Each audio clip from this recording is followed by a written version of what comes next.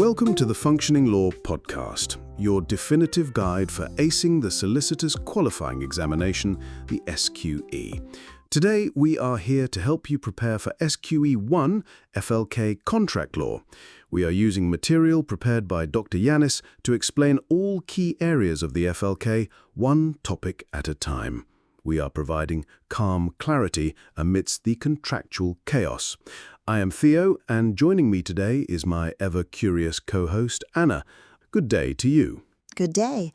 Ready, slightly panicked, but excited to dive into the maze of contract law with you. Today's topic is absolutely fundamental, the formation of contracts. To start with the basics, a legally binding contract requires 5 essential elements: offer, acceptance, consideration, intention to create legal relations, and certainty. These are the pillars of enforceability. Without them, a promise remains just that, a promise. Shall we break these down step by step? Absolutely. Let's do it. Offer seems straightforward, but what exactly constitutes a legally valid offer, and how do we distinguish it from all the pre-contractual noise? Great question. In English law, an offer is a clear, unequivocal statement of terms on which the offeror is willing to be bound if accepted. It must be capable of acceptance without further clarification. Now, this is assessed objectively, not by what the offeror actually meant, but by what a reasonable person in the position of the offeree would think was meant. This principle was reaffirmed in the case of Smith v. Hughes, 1871, where the court emphasized that what matters is outward conduct and statements, not inner intent. So the law doesn't really care if you meant something different as long as it looked like an offer from the outside. Exactly. That's the objective approach. And let's dig a bit more into Harvey versus Facey, 1893. In that case, Harvey telegrammed Facey asking for the lowest price he'd sell a property for. Facey replied, lowest price, £900. But crucially, he didn't say he was offering to sell. The Privy Council held this was not an offer, it was a supply of information. The distinction is subtle but vital. And then we've got shop windows and price tags. Classic confusion zone. Let's revisit Fisher v. Bell. Right. In Fisher v. Bell, a shopkeeper displayed a flick knife in a shop window with a price tag. At the time, selling such items was illegal under the Restriction of Offensive Weapons Act. The prosecution argued this was an offer to sell, but the court disagreed. It was an invitation to treat. Why? Because in traditional retail, the customer makes the offer and the seller chooses to accept or not. The same logic applied in Pharmaceutical Society v. Boots, 1953, where self-service in shops was ruled not to be a contractual offer. So you're saying we live in a world full of invitations to treat and very few actual offers. Precisely. That's why Carlisle v. Carbolic Smokeball Co. is so important. The company promised $100 to anyone who used their product and still got the flu. They deposited £1,000 in a bank to show they were serious. The court held this was a unilateral offer to the world at large. Acceptance occurred through performance. And the court didn't require Carlisle to notify acceptance. That part always surprises me. Good catch. In unilateral contracts, communication of acceptance isn't required before performance. Just performing the act suffices. This makes such offers distinct from bilateral ones, where mutual exchange of promises forms the contract. Let's turn to acceptance now. You mentioned the mirror image rule. Let's look deeper at Hyde v. Wrench. Of course. In Hyde v. Wrench, Wrench offered to sell a farm for £1,000. Hyde countered with £950, which Wrench rejected. Later, Hyde tried to accept the original £1,000 offer, but the court said no. The counteroffer killed the original. This teaches us that any variation, even a small one, prevents contract formation unless the offer is renewed. How about scenarios where the parties are battling it out over their own standard terms? The infamous battle of the forms. This occurs when each side exchanges contracts with their own terms. The court usually resolves it by asking whose terms were last presented before performance began. That party wins the battle. This is the last shot doctrine from Butler Machine Tool v. Excello, 1979. So timing is everything. Absolutely. Now, let's revisit the postal rule. Adams v. Lindsell, 1818, established that acceptance is valid once the letter is posted. The logic is that postal delays shouldn't punish the offeree, but this rule only applies where post is a reasonable method. And that's not the case with modern tech, right? Correct. In Antorius v. Miles Far East Corporation, 1955, the court said that instantaneous communications like telex require actual receipt of the acceptance. This logic now applies to emails and texts. In Thomas v. BPE Solicitors, 2010, the email acceptance sent during working hours was effective when it could be reasonably accessed. That makes things more predictable. Now, revocation. Dickinson v. Dodds comes to mind?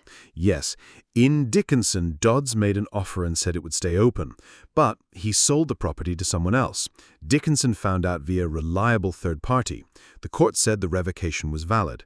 Crucially, communication doesn't have to come from the offeror, it just needs to reach the offeree reliably. But if I've already accepted, then revocation is too late, right? Correct. And in unilateral contracts, once performance starts, revocation is barred. Errington v. Errington, 52, reinforced this where a father promised a house to his son and daughter-in-law if they paid the mortgage. They began payments, and the court said the father couldn't revoke. Let's talk about consideration. Curry v. Mesa defined it, but how exactly? Curry v. Mesa, 1875, described consideration as a benefit to one party or a detriment to the other. It's the price for which a promise is bought. And remember, it must be present or future. Past consideration, as in Re McGardle in 1951, is not valid. Right. They did the work before the agreement was signed, so the court refused to enforce it. Exactly. And Stilg v. Myrick, 1809, is crucial too. Sailors promised to work extra after crew deserted. The captain's promise to pay more was unenforceable because they were already contractually bound to complete the voyage. But Williams v. Roffey changed things. Indeed. In that case, the defendant builders promised extra payment to the carpenters to avoid penalty clauses. The court held that avoiding delay was a practical benefit and thus valid consideration. But note, it must be freely given without economic duress. And part payment of debts, Folks versus Beer, tells us it's not good consideration. Yes, even if the creditor accepts less, the balance is still owed. The court in Folks v. Beer stuck to the rule from Pinnell's case, 1602. But MWB v. Rock Advertising, 2016, tried to modernize this. The Court of Appeal found practical benefit in avoiding property vacancy, which might justify enforcing a variation. So the tension between fairness and doctrine continues. Exactly.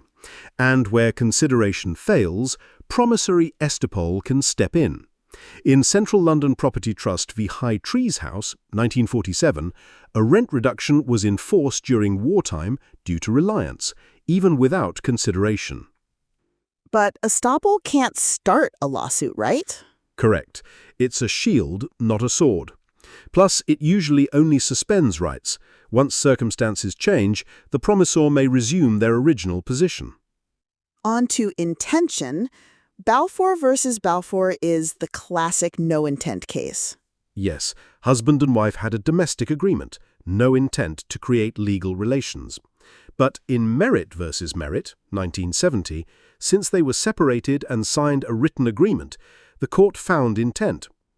So separation equals seriousness. Often, yes. In commercial settings, it's presumed there's a legal intent. But not always. See Rose and Crumpton v. Crumpton Brothers, 1925, where an honourable pledge clause meant the agreement was not legally binding. And what happens if a term is too vague? Scammell v. Alston? Exactly. Hire purchase terms were too uncertain, no contract. But in Hillis v. Arcos, 1932, where parties had a history of dealings, the court could imply terms to give effect to the contract. So certainty depends on context and commercial practice. Indeed. In RTS Flexible Systems v. Miller, the court enforced a contract despite missing terms because both parties had acted like a contract existed. Objective conduct matters. Now, privity. Tweddle v. Atkinson was harsh, right? Very. A son couldn't enforce a contract made for his benefit because he wasn't a party. This injustice led to the Contracts for Rights of Third Parties Act 1999. Now, if a contract confers a benefit and identifies the third party, that party can sue. But only if they're identified clearly. Name, class, or description. Exactly. And they gain protection if they've accepted the benefit or relied on it. But the original parties can exclude third-party rights if they wish. Such a rich area of law. Before we wrap up, should we say something about capacity? I know it's not always front of mind, but it does come up. Absolutely. Capacity is essential for a valid contract, although it's often overlooked in formation discussions. The idea is simple. Not everyone has the legal ability to enter into binding agreements. Most adults do, of course, but there are key exceptions. Let me guess. Minors, people with mental incapacity, and maybe drunk people. Exactly. Let's start with minors. Under common law, contracts with minors are generally voidable at their option, unless they're for necessaries or are beneficial contracts of employment. In Nash v. Enman, 1808, a tailor sued a student for non-payment of expensive waistcoats. The court held the garments were not necessaries, so the minor wasn't liable. So even if the contract is properly formed, if one party lacks capacity, it won't stick. It may not. With mental incapacity, the key is whether the person understood the nature and effect of the transaction and whether the other party knew or should have known the incapacity. A similar logic applies to intoxication. The person must be so impaired they don't understand the agreement, and the other party must be aware of it. So capacity adds a layer of protection for vulnerable people, but also uncertainty for the other party. Exactly. It reminds us that enforceability isn't just about ticking doctrinal boxes. It's also about fairness and awareness. For the SQE, just remember, capacity is a threshold issue. No capacity, no contract, regardless of the other elements. So, to recap, formation requires offer, acceptance, consideration, intention, and certainty. Without these, no contract exists. And remember to know your case law. Carlil, Hyde, Rothie, High Trees, they all matter. And remember, folks, subscribe to Dr. Yannis's MCQ SQE newsletter and YouTube channel. Hit the like button so this podcast can help more candidates like you. Thanks for joining us. Until next time, contract clearly and revise wisely.